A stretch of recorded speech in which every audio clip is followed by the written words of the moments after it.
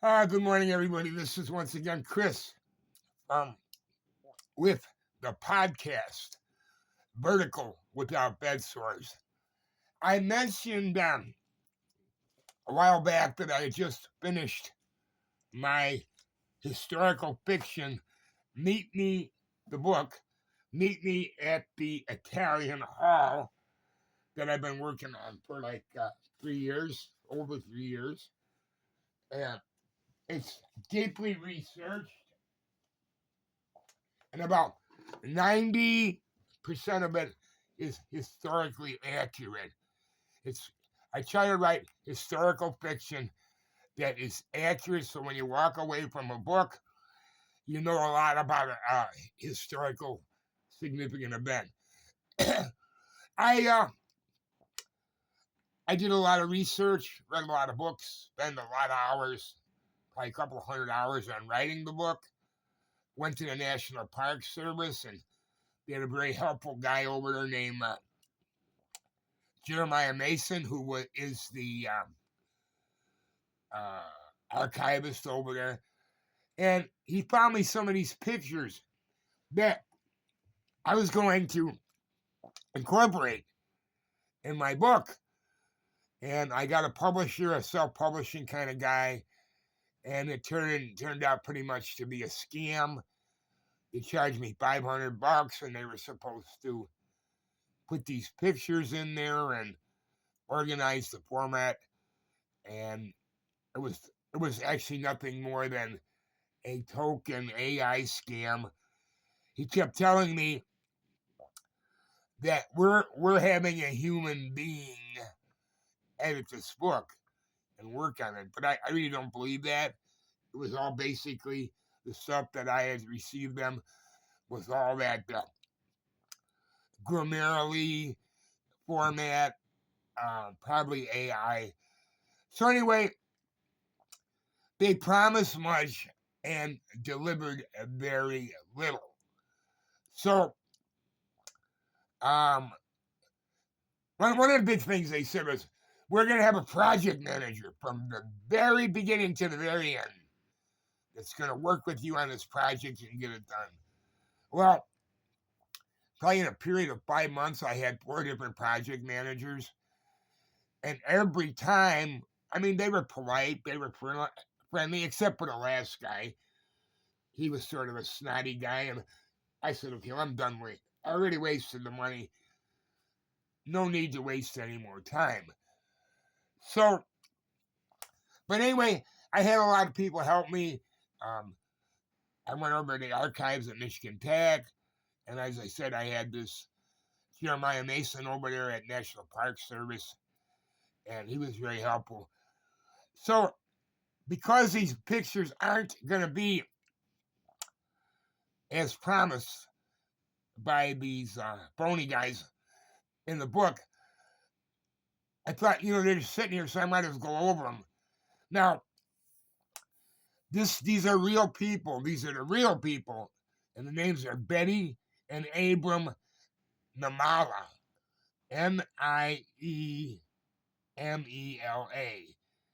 and they are the parents of little Reino, Reino, and all three of them in the book, if you read it, and this truly happened on December 24th, 1913. They all lost their lives in a stampede. So this was mom and dad, and then the baby. They had a picture. Somebody had a picture, I think, of the baby, but I that I saw in some other studies.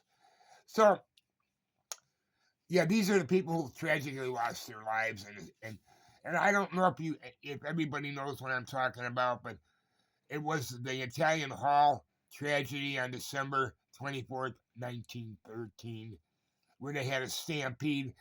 They had 600 children at a Christmas party during the copper strike in a hall, the Italian Hall, that was designed to accommodate 200.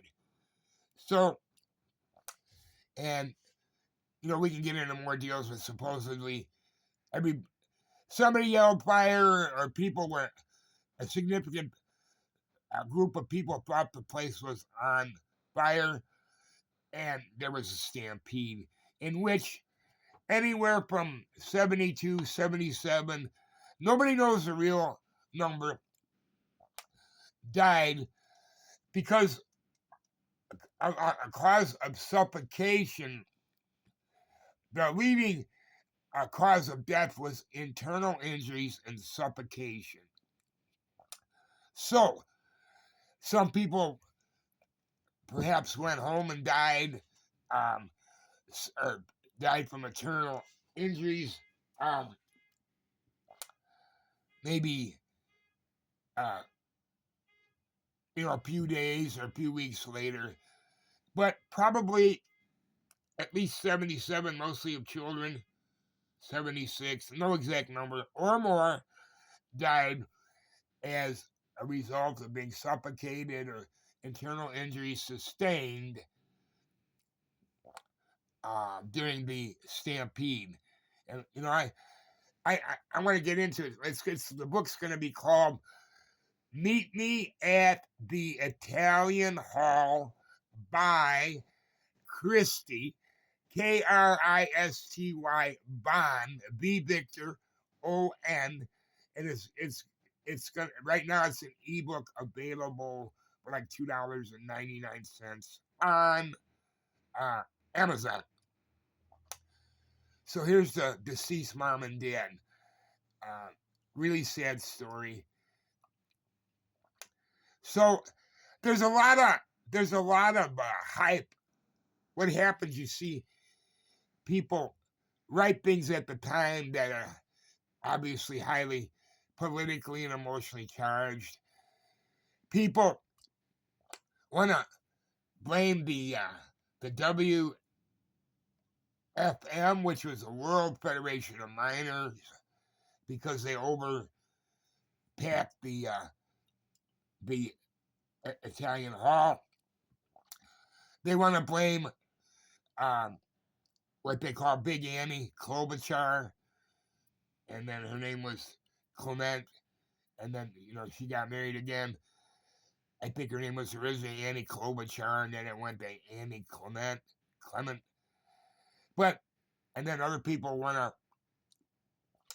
to blame the big bad capitalists and the robber barons. But